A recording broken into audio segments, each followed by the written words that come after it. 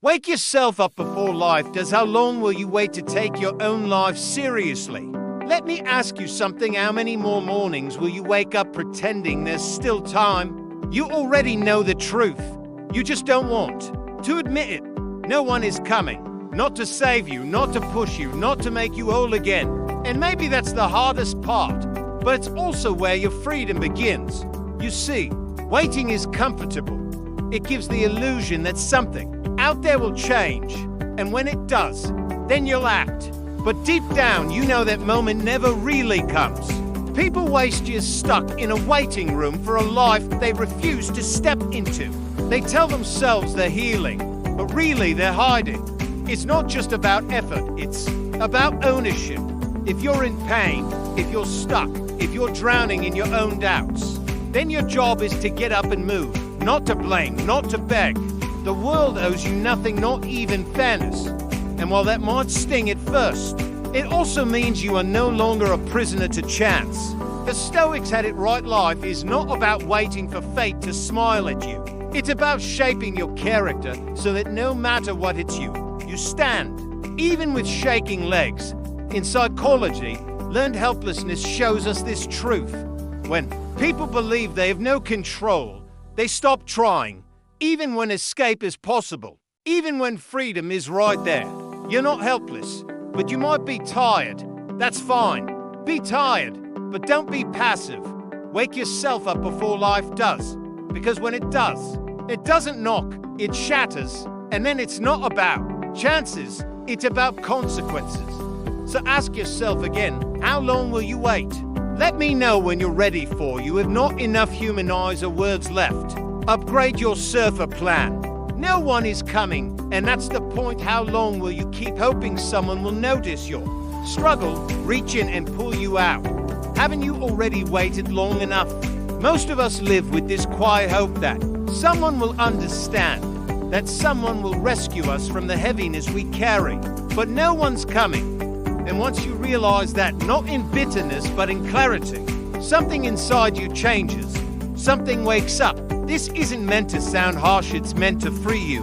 You keep waiting for a friend to call at the right time, for a mentor to give you that final push, for a miracle to land in your lap. But the world doesn't move because you want it to. It moves when you move.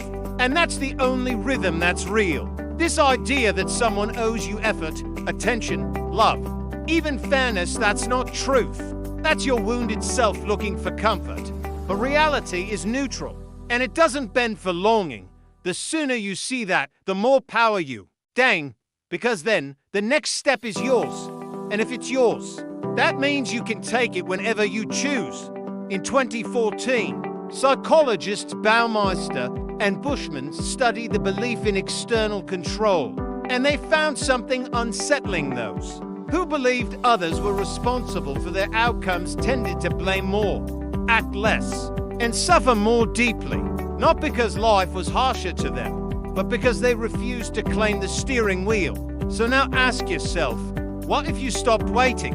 What if you dropped the idea that someone will finally see how hard it's been for you? What if you just stood up and said, this is mine, all of it, the pain, the path, the power? That's when everything shifts, not when someone shows up, but when you do, not when the world gives you permission, but when you stop asking for it. Own your pain, it's the gateway to power. Pain is not the enemy. Avoiding it is. You were never meant to live untouched. You were meant to be broken open, shaped, and forged by the heat of your struggles. But instead, you tried to cover it, numb it, explain it away, or worse, pretend it doesn't exist. You're not alone in this. We all do it. But here's the truth. What you refuse to face will quietly control you.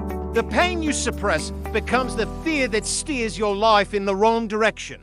And the only way to stop being afraid of it is to walk straight into it. Think about the stories we admire.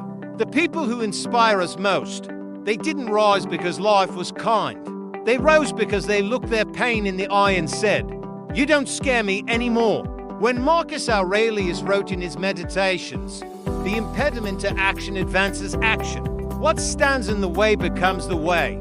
He wasn't being poetic. He was being practical. That setback you hate, that heartbreak you buried, that guilt you carry, that's your way forward. In psychology, this is known as post-traumatic growth, the phenomenon where people not only recover from hardship, but emerge stronger, more focused, more grateful. But that doesn't happen by accident. It happens when you stop avoiding your wounds and start learning from them. Your pain is your teacher, not to punish you, but to wake you up. Every scar holds a message. Here is where you changed. Here is where you survived. Here is where you began again. So stop running from your pain. Sit with it. Listen to it. Let it guide you not into despair, but into understanding, clarity, and ultimately power.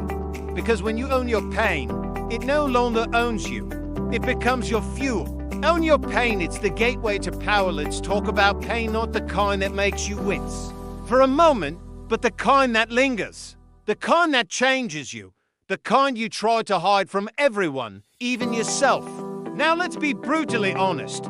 We've all been taught to run from pain, to numb it, bury it, ignore it, or distract ourselves with noise. But here's the uncomfortable truth: what you avoid doesn't disappear. It festers, it grows, and eventually it runs your life from the shadows. But what if pain wasn't the enemy? What if it was the doorway? You see, pain is not punishment. It's not weakness. Pain is information. It's your life speaking to you in the rawest language possible, saying, this matters, pay attention. Think about the most powerful people you know, not the loudest or flashiest, but the most grounded. The ones with real depth, real strength. What do they all have in common? They've suffered, they've fallen, they've cracked wide open. And they didn't just survive their pain, they used it. They turned it into empathy, into drive, into wisdom, into purpose. Marcus Aurelius, the Stoic emperor, wrote in his Meditations, the impediment to action advances action. What stands in the way becomes the way. In other words, your pain isn't a detour, it is the path. That betrayal that shattered your trust, that failure that crushed your ego, that moment you felt completely lost and alone, those aren't stains on your story. Those are the turning points. The scars you carry, they aren't signs of weakness. They are proof of transformation. So stop wishing the pain never happened. Stop praying it away. Instead, go back to it. Sit with it. Understand it. Own it. Because once you do, it loses its grip. And in its place, you'll find something rare. Clarity, resilience, and a quiet strength that doesn't need to shout. This is how pain becomes power. Not by avoiding it, but by walking through it and coming out the other side. Reborn, the power of stillness in a world that won't shut up. The world we live in, it's loud, constantly buzzing. Notifications, opinions, drama. Distractions coming at you faster than your mind can process. And we're supposed to keep up, stay updated, stay visible, stay relevant. But here's a question no one seems to ask. At what cost? When was the last time you sat with yourself? No music, no scrolling, no input, just you and your breath. Silence terrifies people. Stillness feels like stagnation. But here's the paradox: stillness is not inactivity. It's intensity focused, inward. The Stoics knew this. They believed the mind is like muddy water. Only when it settles can it reflect clearly. Think of Marcus Aurelius again. He ruled an empire under constant pressure, betrayal, flame, and yet every morning he carved out moments to reflect, observe his thoughts, not for show, for survival. Because power isn't found in the chaos, it's found just beyond it, in the space where you stop reacting and start responding. In stillness, you learn to see clearly. You begin to distinguish what's urgent from what's important. You realize that most of what people chase isn't worth the price they pay. You stop living by momentum and start living by intention. Don't let them rush. Let them scream. Let the world spin itself dizzy. You sit still. You breathe. You listen. That silence. That's where your soul speaks. That's where your real answers live. You're not behind. You're not missing out. You're simply choosing presence over panic. And that's not weakness. That's mastery. So the next time the world tells you to hustle harder, scream louder, or chase faster, close your eyes, tune it out, and remember, stillness isn't the absence of progress. It's the presence of power. Finish what you start. The quiet discipline of completion. Let's get real for a second. Starting is exciting. Finishing, that's where the war begins. Most people live in a loop of half-finished dreams and abandoned efforts. They chase that initial rush, the spark, the hype, the applause. But when the fire fades, when it's just grit, grind, and no glory, they quit. But you're different, because you understand something powerful. Don't stop when you're tired. Stop when you're done. Tired is normal. Tired means you're stretching, growing, climbing. But quitting, that's a habit.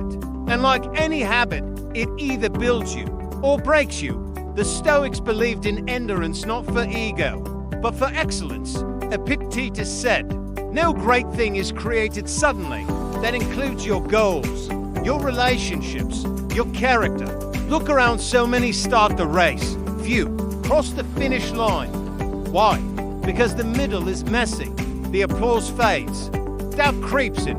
The voice in your head whispers, "It's too hard. No one's watching. What's the point?" But here's the Stoic answer. The point is you, your word, your will, your wide. I'll finish because you said you would. Finish because you owe it to your future self.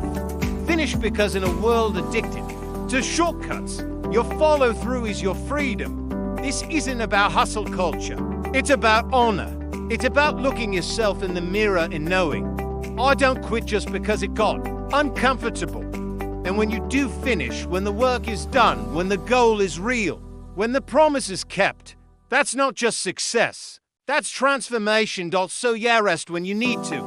Breathe, regroup, but don't you dare fold, because tired is temporary, but finishing, that's forever. And in that moment when you cross that line, you'll know. The quiet ones, they never needed to shout. They just needed to keep going.